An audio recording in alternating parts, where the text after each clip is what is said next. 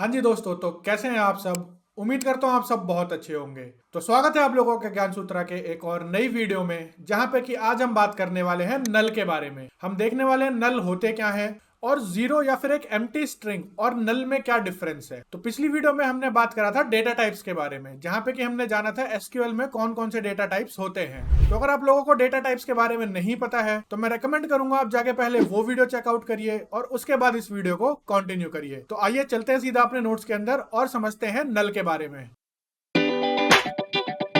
तो अब हम आ चुके हैं अपने नोट्स में और चलिए समझते हैं नल के बारे में। In MySQL null is a special marker use to indicate that value is missing, undefined और अननोन। यानी कि जहां पे हम नल का इस्तेमाल करेंगे उसका ये मतलब होता है कि या तो वैल्यू मिसिंग है, यानी कि वहां पे कोई वैल्यू है ही नहीं, या फिर वो वैल्यू अननोन है, यानी कि हम उस वैल्यू के बारे में जानते ही नहीं है। It is distinct from zero, an empty string और अ स्पेस। तो कई लोग क्या करते हैं, कई लोगों को ये लगता है या फिर कई लोग मिस्टेक ये कर देते हैं कि मिसिंग वैल्यू की जगह वो लोग या तो जीरो डाल देंगे या फिर वो एक एम्प्टी स्ट्रिंग डाल देंगे या एक स्पेस डाल देंगे। तो MySQL का जो सर्वर है वो जीरो को एक वैल्यू कंसीडर करता है, उसको वो अनडिफाइंड या फिर मिसिंग कंसीडर नहीं करता है। और इसके वजह से जब आप फर्दर क्वेरीज उसमें लिखते हैं तो वहां पे आपको कुछ अलग अलग आपको इश्यूज फेस करने पड़ते हैं। तो इस चीज का बहुत ही आप ध्यान रखें। नल का क्या मतलब होता है? नल का मतलब होता है नो वैल्यू, यानी कि कोई वैल्यू है ही नहीं। जीरो है या फिर एक एम्प्टी स्ट्रिंग है, ये अपने आप में ही एक वैल्यू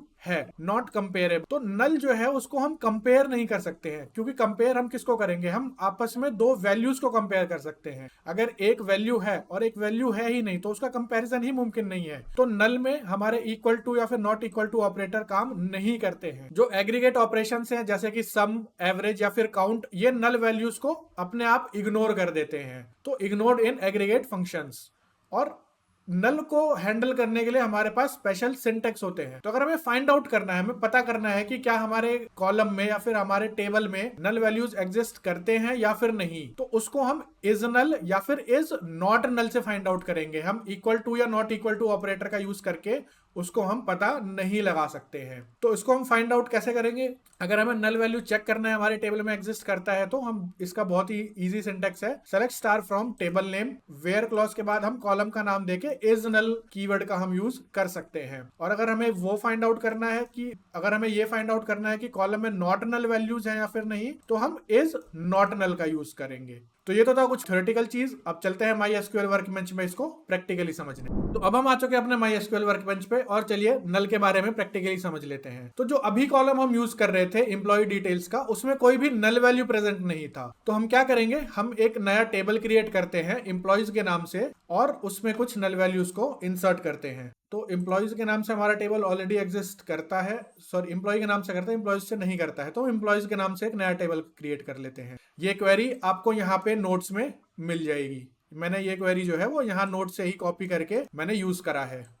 तो इसको मैंने रन कर दिया और ये हमारा टेबल क्रिएट। अब इसमें हम कुछ वैल्यूज इंसर्ट कर लेते हैं इंसर्ट इनटू स्टेटमेंट के थ्रू। तो इन स्टेटमेंट्स के बारे में हम ऑलरेडी डिस्कस कर चुके हैं और ये वीडियोस आपको प्लेलिस्ट में मिल जाएंगी। तो हमने यहाँ पे 4 एम्प्लॉयज को इंसर्ट करा है, जॉन, जेन, एलिस और बॉब, जहां पे कि कुछ वैल्यूज नल हैं। अगर मैं इसको इंसर्ट करके और सेलेक्ट स्टार करता हूं, मैंने यहाँ पे वैल्यूज इंसर्ट कर दी और अब मैं सेलेक्ट स्टार करके देखता हूं, सेलेक्ट स्टार फ्रॉम, और ये रन करते ही कुछ कहीं पे जैसे जॉन में मेरा मैनेजर आईडी जो है वो नल है, जेन में ईमेल आईडी नल है, बॉब में लास्ट नेम और मैनेजर आईडी नल वैल्यूज दी हुई हैं। तो ये हमने एक डमी टेबल क्रिएट कर लिया है नल को समझने के लिए। तो अब अगर हमें वो सारे डेटा सेलेक्ट करने हैं जिसका मैनेजर आईडी नल हो, तो अगर हम इसको इस टाइप से सेलेक्ट करें, सेलेक्ट स्टार फ्रॉम एम्प्लॉइज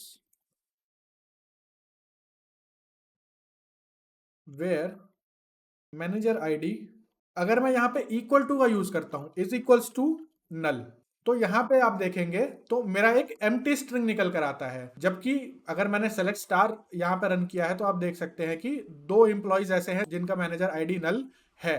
तो यहाँ पे ये हमारा आउटपुट क्यों नहीं आ रहा है? क्योंकि हम एक मतलब मैनेजर आईडी में कहीं ना कहीं वैल्यूज है, जैसे कि एम्प्लॉय आईडी 2 और 3 में एक वैल्यू है 1।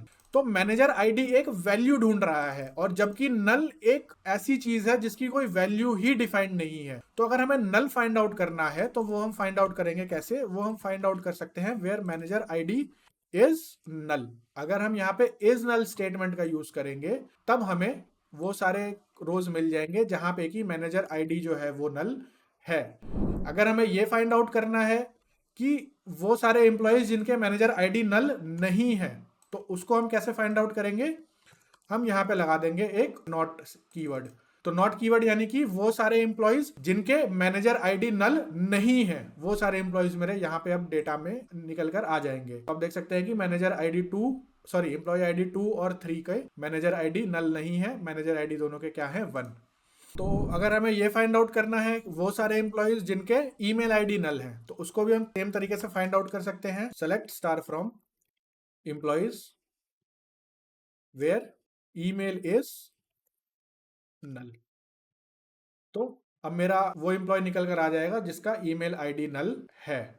तो हम इज नल और इज नॉट नल को कंबाइन करके भी यूज कर सकते हैं। कैसे? तो अगर मुझे ये फाइंड आउट करना है, मुझे वो सारे एम्प्लॉयज फाइंड आउट करने हैं जिनके मैनेजर आईडी तो एग्जिस्ट नहीं करते हैं बट उनका ईमेल आईडी एग्जिस्ट करता है, तो उसको हम कैसे फाइंड आउट करेंगे? उसको हम कुछ इस तरीके से कर सकते हैं। Select star from employees where manager ID is null and email ID email is not null. तो यहां पर अब मेरा जॉन और मैनेजर आईडी नल है और ईमेल आईडी जो है वो नॉट नल है। तो मेरे यहाँ पे जॉन और बॉब एज एन आउटपुट आ गए हैं, यानी कि इन दोनों का मैनेजर आईडी आप देख सकते हैं नल है और दोनों के ईमेल आईडी प्रेजेंट हैं। तो कुछ इस तरीके से हमने इज नल और नॉट नल को हमने कंबाइन करके यूज करा। अब हम एग्रीगेट ऑपरेशंस में भी यूज कर सकते हैं इज नल या फिर इज। तो मुझे ये फाइंड आउट करना है अगर कि मेरे पास कितने एम्प्लॉयज हैं जिनका ईमेल आईडी प्रेजेंट है मेरे पास, तो उसको हम कुछ इस तरीके से कर सकते हैं। Select count star from employees where email is not null. तो यहाँ पे उन सारे एम्प्लॉयज के काउंट आ जाएंगे या फिर टोटल काउंट निकल कर आ जाएगा कि कितने एम्प्लॉयज के ईमेल आईडी मेरे पास प्रेजेंट हैं। तो इसको अगर मैं रन करूंगा तो यहाँ पे मेरा आउटपुट आ गया 3, यानी कि 3 एम्प्लॉयज के ईमेल आईडी मेरे पास प्रेजेंट है। और उसको हम वेरीफाई भी कर सकते हैं सेलेक्ट स्टार स्टेटमेंट के थ्रू। तो आप देख सकते हैं कि जॉन का, एलिस का और बॉब के ईमेल आईडी प्रेजेंट है मेरे पास। अगर मैं ये फाइंड आउट करना चाहता हूं कि कितने एम्प्लॉयज को मैनेजर अलॉट नहीं हुए हैं, तो वो भी मैं बहुत इजीली फाइंड आउट कर सकता हूं। कैसे? मैं इसको कॉपी करके पेस्ट कर लेता हूं। तो select count star from employees where manager ID is not null की जगह मैं कर दूंगा इज नल, यानी कि वो कितने एम्प्लॉयज जिनके मैनेजर आईडी प्रेजेंट ही नहीं है, यानी कि उन एम्प्लॉयज को मैनेजर अलॉट नहीं हुआ है। तो यहाँ पे मेरा आउटपुट आ जाना चाहिए 2। तो इसको मैं सेलेक्ट करके अगर रन करता हूं तो यहाँ पे मेरा काउंट स्टार का वैल्यू आ चुका है 2। तो कुछ इस तरीके से हम अलग अलग फंक्शंस को यूज करके और उनको कंबाइन करके इज नल या फिर इज नॉट नल का यूज करके हम पता कर सकते हैं कि हमारे टेबल में कितने नल वैल्यूज प्रेजेंट हैं। तो उम्मीद करता हूं आप लोगों को इस वीडियो से कुछ ना कुछ सीखने को मिला है। तो मिलते हैं अगले वीडियो में, तब तक के लिए पढ़ते रहिए और एकदम मस्त रहिए।